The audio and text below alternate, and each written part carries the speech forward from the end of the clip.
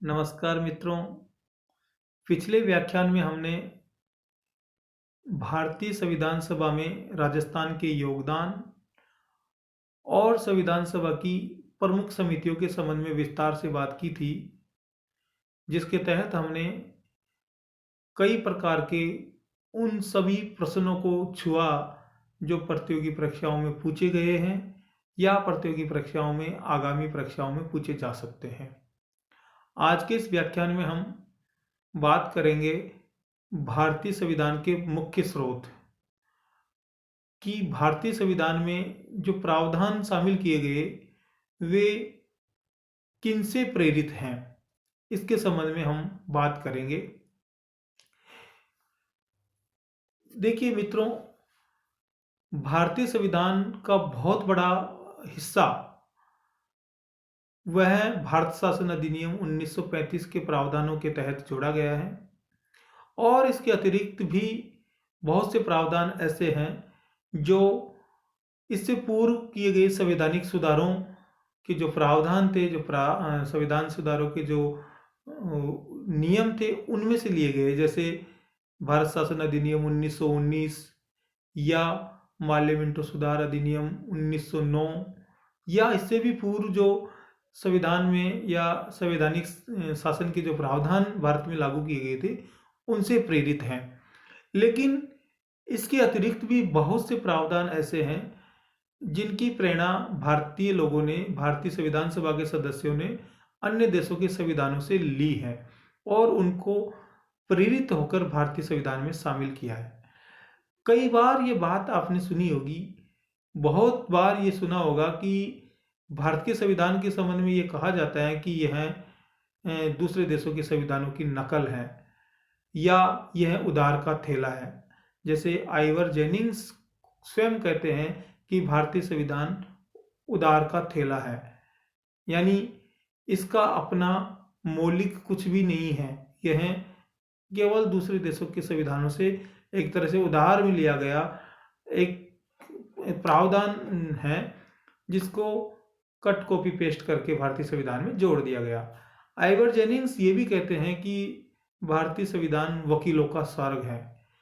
ये बात और भी कई लोग कहते हैं कि भारतीय संविधान वकीलों की भूमिका ज़्यादा रही। ये बात सही है कि जो संविधान सभा बनी उसमें अधिकांश लोग वकील पेशे से थे, लेकिन इसका मतलब ये नहीं है कि यह केवल वकीलों का प्रतिनिधित्व कर रहा है या वकील ही इसका प्रतिनिधित्व कर रहे हैं, ऐसा बिल्कुल भी नहीं।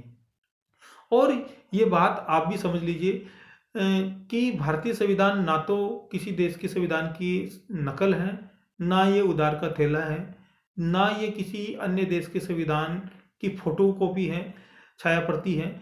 अगर आप खुद अंदाजा लगा लीजिए कि अगर भारतीय संविधान किसी अन्य देश के संविधान की नकल होता या ये उधार का थैला होता या ये किसी अन्य देश के संविधान की छाया प्रति होता, तो क्या इस संविधान को बनाने में इतना समय लगता? संविधान को बनाने में 2 वर्ष 11 माह और 18 दिन का लगभग समय लगा है, तो क्या इतना समय संविधान को बनाने में लगता? और वो भी तब जब संविधान सभा के सदस्यों की संख्या 300 से अधिक है। अगर एक व्यक्ति एक दिन में एक पेज भी लिखता तो भी संविधान एक दिन में बनकर तैयार हो जाता। तो ये बात बिल्कुल आधारहीन है, तर्कहीन है और तथ्यहीन है कि भारतीय संविधान दूसरे देशों के संविधान की नकल है या उधार का थैला है। यह अपना एक मौलिक संविधान है। हाँ, ये अलग बात है कि इसके बहुत से प्रावधान दूसरे देशों के संविधानों से प्रेरित है। इसके लिए आप प्रेरित शब्द का प्रयोग करोगे, दूसरे देशों के संविधानों से प्रेरित है। और प्रेरणा कहीं से भी ली जा सकती है, अच्छे कार्यों की प्रेरणा कहीं से भी ली जा सकती है और फिर उन कार्यों को, प्रेरणास्पद बिंदुओं को अपने अनुसार ढालकर संविधान में संयोजित करना, ये बहुत बड़ी कला है। और ये संविधान निर्माताओं ने किया कि कोई भी प्रावधान किसी अन्य देश के संविधान से सीखा और उसको भारतीय सामाजिक, राजनीतिक, आर्थिक, सांस्कृतिक और यहाँ की जातीय एवं धार्मिक परंपराओं के अनुसार और यहाँ के ऐतिहासिक अनुभवों के अनुसार उसको ढाला और फिर भारतीय संविधान में उसको शामिल किया। तो ये जो काम किया संविधान सभा ने, ये बहुत महत्वपूर्ण काम था। ऐसा नहीं कि हूबहू ही नकल कर दिया वहाँ के संविधान, किसी भी देश के संविधान के प्रावधानों की हूबहू नकल कर दिया। अगर ऐसा होता तो फिर भारत में भी राजतंत्रात्मक लोकतंत्र होता। अगर ऐसा होता तो फिर जैसा कि ब्रिटेन में अमेरिका में दोहरी नागरिकता, तो फिर भारत में दोहरी नागरिकता को शामिल करते। ऐसा बिल्कुल भी नहीं है। बहुत से प्रावधान अन्य देशों से प्रेरित जरूर हैं, लेकिन उनको अपनी परिस्थितियों के अनुसार, अपने ऐतिहासिक अनुभवों के अनुसार, अपने सामाजिक, आर्थिक और सांस्कृतिक ढांचे के अनुसार ढालकर उनको अपने संविधान में शामिल किया गया है। इसलिए इस पर किसी भी प्रकार का आक्षेप लगाना उचित नहीं है। फिर भी अपन उन सभी प्रावधानों की बात करेंगे जो किसी भी देश के संविधान से प्रेरित होकर भारत के संविधान में शामिल किए गए। तो उनमें सबसे पहले हम बात करते हैं इंग्लैंड का संविधान, क्योंकि इंग्लैंड भारत का मतलब एक तरह से औपनिवेशिक सत्ता भी थी और भारत को अपने अधीन रखा। तो इंग्लैंड से बहुत सी बातें हमने सीखा, न केवल सैद्धांतिक अपितु व्यवहारिक रूप से भी इंग्लैंड की शासन व्यवस्था से बहुत सी चीज़ें हमने सीखी और भारतीय शासन व्यवस्था में उनको लागू किया। तो देखते हैं कि क्या क्या प्रावधान इंग्लैंड के संविधान से प्रेरित है।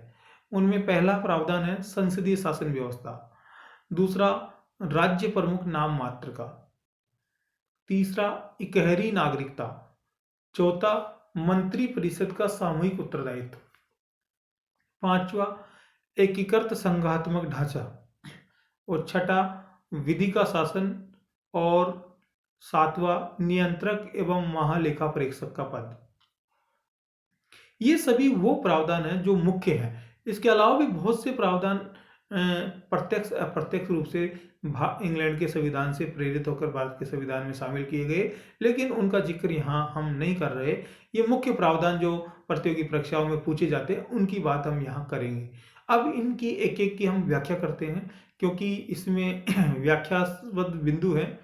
जैसे संसदीय शासन व्यवस्था, अब इससे क्या तात्पर्य है? संसदीय शासन व्यवस्था, देखिए दो मॉडल पूरी दुनिया में प्रचलित हैं। एक है संसदीय शासन व्यवस्था और दूसरा अध्यक्षीय शासन व्यवस्था। संसदीय शासन व्यवस्था का घर ब्रिटेन का संविधान है और अध्यक्षीय शासन व्यवस्था का घर अमेरिका के संविधान को माना जाता है, यानी अमेरिकी शासन व्यवस्था को माना जाता है।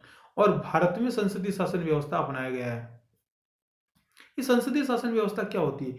मैं इसकी एक सरल सी परिभाषा आपको समझाता हूं कि वह शासन व्यवस्था जिसमें कार्यपालिका की संरचना व्यवस्थापिका में से की जाती है, अर्थात कार्यपालिका और व्यवस्थापिका घनिष्ठ रूप से एक दूसरे से जुड़ी हुई होती हैं, उसे हम संसदीय शासन व्यवस्था कहते हैं।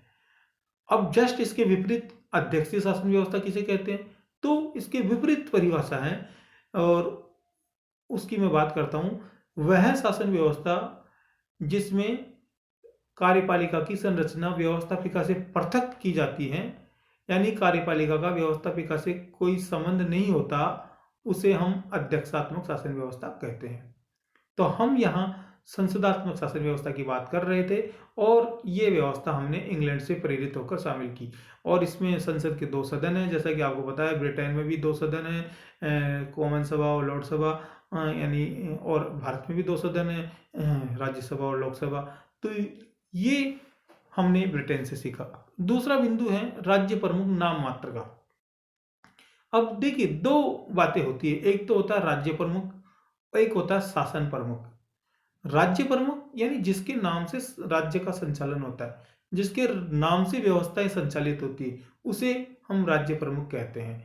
और शासन प्रमुख जो वास्तविक रूप से शासन का संचालन करता है और जो एक तरह से मतलब जो व्यवहारिक रूप से नीतियों को लागू करता है, उसे हम शासन प्रमुख कहते हैं। ब्रिटेन में जो राज्य प्रमुख है वह है सम्राट और जो शासन प्रमुख है वह है प्रधानमंत्री। तो ये इसी प्रकार की प्रेरणा हमने भारत के लिए लागू की कि यहाँ जो राष्ट्रपति होता है वह राज्य प्रमुख है, उसके नाम से शासन संचालित होता है और वह किसी भी कानून को, किसी भी विधि को स्वीकार करने वाला, अनुमति देने वाला अंतिम व्यक्ति होता है। और शासन व्यवस्था का संचालन वास्तविक रूप से प्रधानमंत्री और उसकी मंत्रिपरिषद द्वारा किया जाता है, तो वह वास्तविक होता है, और जो राष्ट्रपति होता है वह नाम मात्र का होता है। तो ये बातें हमने ब्रिटेन से सीखा। इकहरी नागरिकता। अब देखिए, ब्रिटेन में इकहरी नागरिकता को शामिल करने का अलग कारण था, लेकिन क्योंकि ये प्रावधान बहुत अच्छा था और भारतीय परिस्थिति के अनुकूल था, इसलिए इस प्रावधान को भारत में भी लागू किया गया।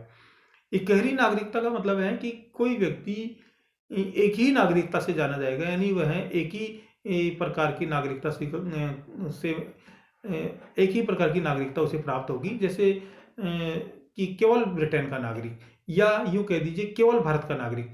जब अपन कभी बात करते हैं तो कोई व्यक्ति यूँ नहीं कहता कि मैं राजस्थान का नागरिक हूँ, या मैं गुजरात का, या मैं मद्रास का, सॉरी, मैं महाराष्ट्र का या आंध्रा का या केरल कर्नाटक का नागरिक हूँ, ऐसा नहीं कहता। सभी व्यक्ति यही कहते हैं कि हम भारत के नागरिक हैं। तो यहाँ क्योंकि इंग्लैंड में देखिए, इंग्लैंड में तो क्योंकि प्रांत ही नहीं है, इंग्लैंड छोटा देश है, इंग्लैंड में केवल संघीय व्यवस्था है, फिर बाद में म्यूनिसिपैलिटी सिस्टम है, जिले हैं। तो वहाँ तो इकहरी नागरिकता को रखने का ये कारण था क्योंकि वहाँ तो प्रांत ही नहीं, लेकिन यहाँ प्रांतीय व्यवस्था होने के बावजूद और उनकी प्रांतों की अपनी सरकारें होने के बावजूद भी इकहरी नागरिकता रखा, इकहरी नागरिकता का प्रावधान रखा। तो उसका एकमात्र कारण ये था कि यहाँ हम केंद्र को मजबूत स्थिति में रखना चाहते थे और किसी भी प्रकार की विखंडन की स्थिति राष्ट्र के समक्ष हम पुनः नहीं लाना चाह रहे थे, जो पहले औपनिवेशिक शासन में हुई। और ऐसा ये आशंका थी कि कहीं अलग अलग नागरिकता से जब लोग जाने जाएंगे तो एक तरह से उनमें भारतीय संघ से इस प्रकार का जुड़ाव नहीं हो पाएगा जिस प्रकार का होना आवश्यक है। तो इसलिए यहाँ इकहरी नागरिकता का प्रावधान रखा। और आपने देखा होगा कई बार हम प्रतियोगी परीक्षाओं का फॉर्म भरते हैं तो उसमें हम एक कॉलम देखते हैं नेशनलिटी का, उसमें हम लिखते हैं इंडियन या भारतीय। उसमें कोई भी व्यक्ति राजस्थानी, गुजराती, मराठी, तमिल, तेलुगु नहीं लिखता, केवल उसमें हम भारतीय लिखते हैं। मंत्री परिषद का सामूहिक उत्तरदायित्व। मंत्री परिषद का सामूहिक उत्तरदायित्व, देखिए मंत्री परिषद का सामूहिक उत्तरदायित्व का मतलब होता है कि एक सबके साथ और सब एक के साथ, यानी सब एक साथ डूबते हैं, सब एक साथ तैरते हैं। यानी एक व्यक्ति की आलोचना सबकी आलोचना और एक व्यक्ति की तारीफ सबकी तारीफ।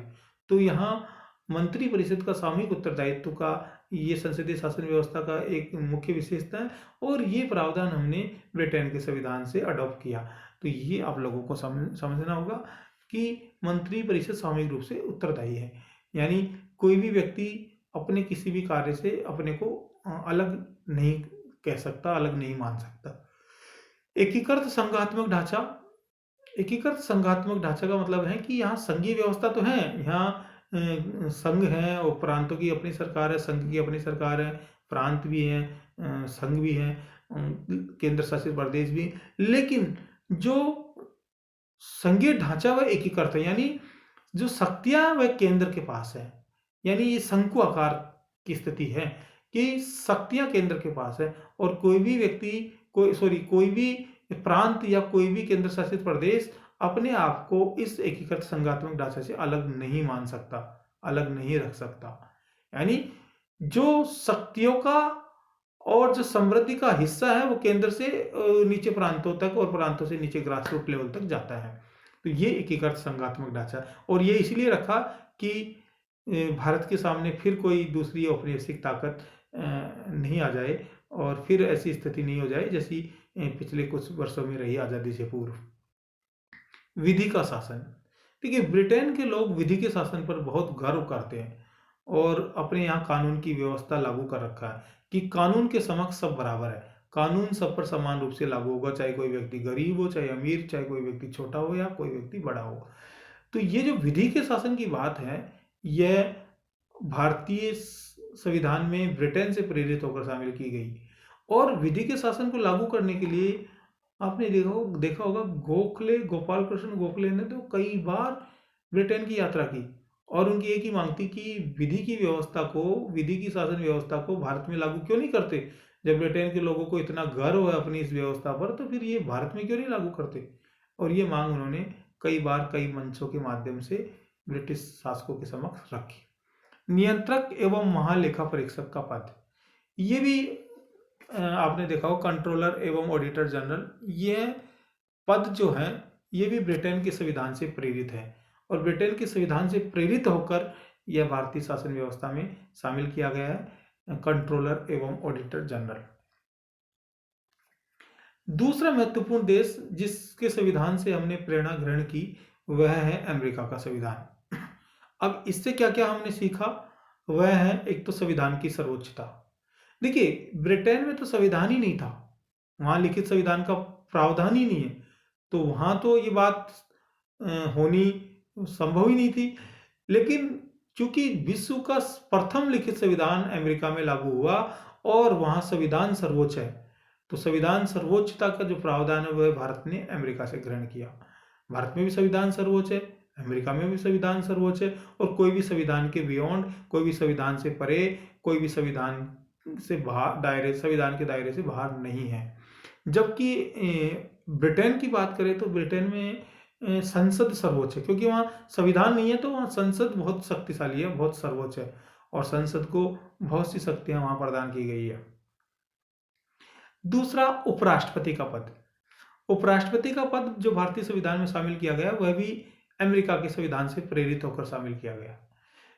ये जो उपराष्ट्रपति का पद, देखो, राष्ट्रपति का पद तो भारत के संविधान में फ्रांस के संविधान से प्रेरित होकर लिया, लेकिन उपराष्ट्रपति, जब राष्ट्रपति कहीं अनुपस्थित हो जाए या राष्ट्रपति का पद किन्हीं कारणों से रिक्त हो जाए, तो उनकी अनुपस्थिति में उपराष्ट्रपति उनके दायित्व का निर्वहन करेगा। तो ये जो प्रोविजन है ये अमेरिका के संविधान से प्रेरित होकर लिए गए।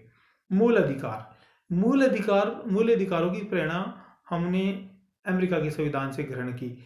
मूल अधिकार, जैसे देखिए आप, भारत के संविधान में भी अनुच्छेद 12 से 35 तक मौलिक अधिकार वर्णित है, और ये जो प्रेरणा हमने ली मौलिक अधिकारों की वह अमेरिका के संविधान से ली। वहाँ जो प्रेरणा ली वह फ्रांस के जो संविधान है वहाँ से उन्होंने, मतलब फ्रांस से ग्रहण की। फ्रांस में जो लोक ने जो अधिकारों की बात की, वहाँ से उन्होंने, अमेरिका ने अपने संविधान में प्रावधान जोड़े, और फिर ये भारत के संविधान में भी इसको लागू किया गया। अब मौलिक अधिकार से तात्पर्य क्या? देखिए, मौलिक अधिकार से तात्पर्य होते हैं कि वे अधिकार जिनका उल्लेख संविधान में किया गया है उनको हम मौलिक अधिकार कहते हैं। ऐसे तो बहुत से अधिकार होते हैं, जैसे कानूनी अधिकार है, नैतिक अधिकार है। जैसे कानूनी अधिकार आईपीसी सीआरपीसी की धाराओं के तहत लिखे गए हैं, लेकिन मौलिक अधिकार इनका वर्णन संविधान में, इसलिए इनको हम मौलिक अधिकार कहते हैं। सर्वोच्च न्यायालय का गठन एवं शक्तियां, ये प्रावधान भी हमने अमेरिका के संविधान से ग्रहण किया। सर्वोच्च न्यायालय का गठन किस प्रकार होगा और उसकी क्या क्या शक्तियां होगी। फिर उच्च न्यायालय का गठन और उसकी शक्तियां, क्योंकि यहाँ देखिए भारत में भी सर्वोच्च न्यायालय और फिर सभी प्रांतों के अपने उच्च न्यायालय हैं, तो इन उच्च न्यायालयों के गठन की जो प्रेरणा और इनकी शक्तियां हैं, इनके शक्तियों के दायरे, ये सब अमेरिका के संविधान से प्रेरित होकर भारतीय संविधान में शामिल किए गए। न्यायिक पुनरावलोकन की शक्ति, भारत के संविधान में भी ये लागू है, लेकिन इसकी प्रेरणा हमको अमेरिका के संविधान से मिलती है। न्यायिक पुनरावलोकन क्या होता है? न्यायिक पुनरावलोकन का मतलब होता है कि जुडिशियल रिव्यू, यानी न्यायिक समीक्षा, कि यदि संसद कोई ऐसा कानून बनाए जो संवैधानिक दायरे के बाहर हो या संविधान के दायरे का उल्लंघन करता हो, तो ऐसे प्रावधानों की न्यायालय समीक्षा कर सकता है, और न्यायालय ऐसे प्रावधानों के उस हिस्से को खारिज कर सकता है जो संविधान को बाधित कर रहा हो। तो इसे हम न्यायिक पुनरावलोकन की शक्ति कहते हैं, इनका रिव्यू कर सकता है।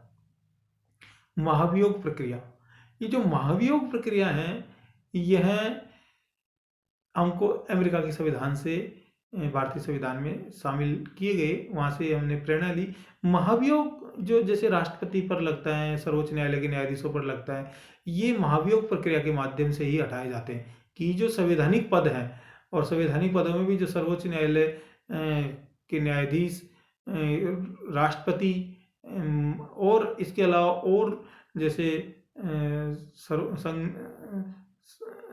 संघ लोक सेवा आयोग का अध्यक्ष, ये सब महाभियोग प्रक्रिया इन पर लगती है।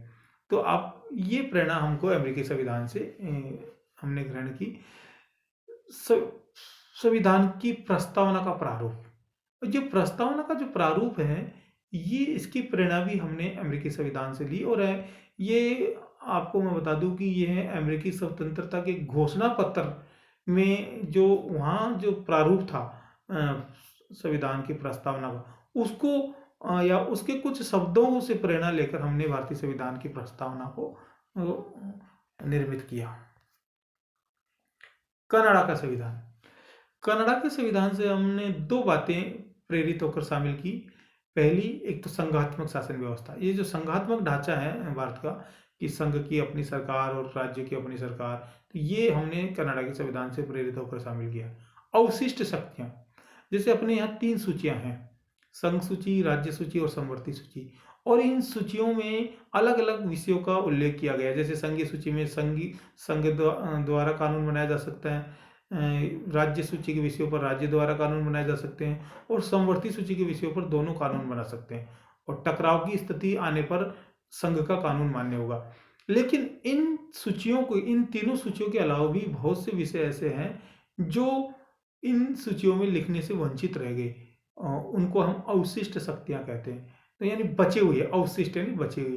तो वो जो विषय हैं उनको हमने कनाडा के संविधान से प्रेरित होकर शामिल किया। और अवशिष्ट विषयों पर कानून बनाने का अधिकार भारत में संघ को दिया गया, अमेरिका में राज्यों को दिया गया, प्रांतों को दिया गया। फ्रांस का संविधान, फ्रांस के संविधान से हमने 3 बातें ग्रहण की। एक तो गणतंत्रात्मक शासन व्यवस्था। गणतंत्रात्मक शासन व्यवस्था का मतलब है कि जो राज्य प्रमुख है वह वंशानुगत नहीं होकर जनता द्वारा प्रत्यक्ष या अप्रत्यक्ष रूप से चुना जाएगा। दूसरा है राष्ट्रपति का पद। और तीसरा है प्रस्तावना में समता, स्वतंत्रता एवं बंधुत्व का आदर्श। ये हमने फ्रांस के संविधान से प्रेरित होकर ग्रहण किया। आयरलैंड का संविधान, आयरलैंड के संविधान से हमने 4 बातें ग्रहण की। बहुत से लोग तो आयरलैंड के संविधान से केवल नीति निर्देशक तत्वों को ही जानते हैं और उन्हीं की चर्चा करते हैं। लेकिन 4 मुख्य बातें जो हमने आयरलैंड के संविधान से प्रेरित होकर भारतीय संविधान में शामिल किए। एक तो नीति निर्देशक तत्व, डायरेक्टिव प्रिंसिपल्स, जिनका उल्लेख भारत के संविधान में अनुच्छेद 36 से 51 तक किया गया है। और कल्याणकारी राज्य का प्रावधान। ये जो कल्याणकारी राज्य क्या होता है, देखिए कल्याणकारी राज्य का मतलब है कि सरकार द्वारा ऐसी योजनाओं का प्रावधान करना, ऐसी योजनाएं लागू करना जिनसे राज्य का हित नहीं होकर जनता का हित हो, उनको हम कल्याणकारी प्रावधान कहते हैं। जैसे मैं आप लोगों को उदाहरण के लिए, जैसे जननी सुरक्षा योजना, शिशु सुरक्षा योजना, विद्यार्थियों को छात्रवृत्ति देना, इसके अलावा वृद्धा पेंशन, विधवा पेंशन, ये जो प्रावधान है, जैसे सब्सिडी पर केरोसिन, सब्सिडी पर हमको गेहूं चावल देना, ये सब कल्याणकारी राज्य के प्रावधान है। निःशुल्क दवाई, ये प्रावधान हमने आयरलैंड के संविधान से प्रेरित होकर शामिल किए। राष्ट्रपति का निर्वाचन मंडल, ये जो राष्ट्रपति का निर्वाचन मंडल, जैसे भारत में भी राष्ट्रपति का निर्वाचन मंडल बनता है, जिसमें अनुच्छेद 54 में दे रखा है कि भारतीय जो राष्ट्रपति है उसके निर्वाचक मंडल में संसद के दोनों सदनों के निर्वाचित सदस्य प्लस राज्य विधानसभाओं के निर्वाचित सदस्य भाग लेंगे। तो ये जो प्रावधान है ये हमने आयरलैंड के संविधान से प्रेरित होकर शामिल किया है। फिर अगला है राज्यसभा में सदस्यों का मनोनयन।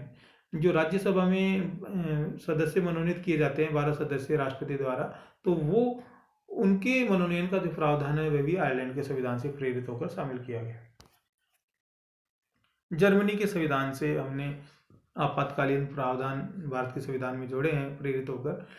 ऑस्ट्रेलिया का संविधान, यहाँ से 2 बातें हैं। एक तो संविधान की प्रस्तावना की भाषा। देखिए अमेरिका के संविधान से प्रस्तावना का प्रारूप और यहाँ प्रस्तावना की भाषा। और समवर्ती सूची, ऑस्ट्रेलिया से समवर्ती सूची। सोवियत संघ, सोवियत संघ से एक तो मौलिक कर्तव्य शामिल किए गए प्रेरित होकर, और दूसरा है सामाजिक, आर्थिक एवं राजनीतिक न्याय का आदर्श। ये जो प्रस्तावना में सामाजिक, आर्थिक और राजनीतिक न्याय का आदर्श हमने ग्रहण किया है, ये जर्मनी के संविधान से, सोवियत संघ के संविधान से प्रेरित होकर शामिल किया है। ये याद रखना है आप लोगों को। जापान का संविधान, जापान के संविधान से हमने विधि द्वारा स्थापित प्रक्रिया, देखिए दो चीजें होती हैं, एक तो विधि की उचित प्रक्रिया और एक होता है विधि द्वारा स्थापित प्रक्रिया। तो विधि की उचित प्रक्रिया के लिए तो अमेरिका जाना जाता है, और विधि द्वारा स्थापित प्रक्रिया, ये जो प्रावधान भारतीय संविधान में लिए हैं, ये जापान के संविधान से प्रेरित होकर लिए हैं। दक्षिण अफ्रीका का संविधान, यहाँ से दो बातें प्रेरित होकर भारतीय संविधान में शामिल की गई है। एक तो है संविधान में संशोधन का प्रावधान, जैसे भारत में अनुच्छेद 368 के तहत संविधान में संशोधन के प्रावधान जोड़े गए हैं, तो संविधान में संशोधन का प्रावधान। दूसरा, राज्यसभा सदस्य, ये जो राज्यसभा सदस्य होते हैं, इनकी निर्वाचन प्रक्रिया, कि इनका निर्वाचन किस प्रकार किया जाएगा, तो इसका बहुत सा मेथड हमने दक्षिण अफ्रीका के संविधान से प्रेरित होकर लिया है। तो ये इस प्रकार किस देश के संविधान से हमने क्या प्रोविजन और किस तरीके से अडोप्ट किया और उनको किस प्रकार हमने भारतीय परिस्थिति के अनुसार डाला, ये सब बातें हमने इस व्याख्यान में की। और यह आप लोगों के लिए दोनों ही दृष्टि से, एक तो मैंने जो समझाया वो, दूसरा ये जो मैंने आपको प्रावधान बताया कि किस देश के संविधान से कौन से प्रावधान लिए, दोनों ही दृष्टि से यह प्रतियोगी परीक्षाओं में बहुत महत्वपूर्ण विषय है। और कई बार यहाँ से बहुत से प्रश्न पूछे गए। अब मैं एक विषय ऐसा नहीं है कि जिसका मैं जिक्र करूँ, बहुत से विषय, लगभग ये सारे प्रश्न प्रतियोगी परीक्षाओं में पूछे गए हैं, चाहे वह समवर्ती सूची की प्रेरणा हो, चाहे वह विधि का शासन हो, चाहे वह एकीकृत संघात्मक ढांचा हो, या उपराष्ट्रपति का पद हो, या मौलिक अधिकार हो, या नीति निर्देशक तत्व हो। ये प्रश्न ऐसे हैं जो अक्सर पूछे जाते हैं। तो यानी आज का ये व्याख्यान है आपके लिए बहुत महत्वपूर्ण है, इसको आप समझिए। आपने मेरी बात को ध्यान से सुना, इसके लिए आप सभी को बहुत धन्यवाद।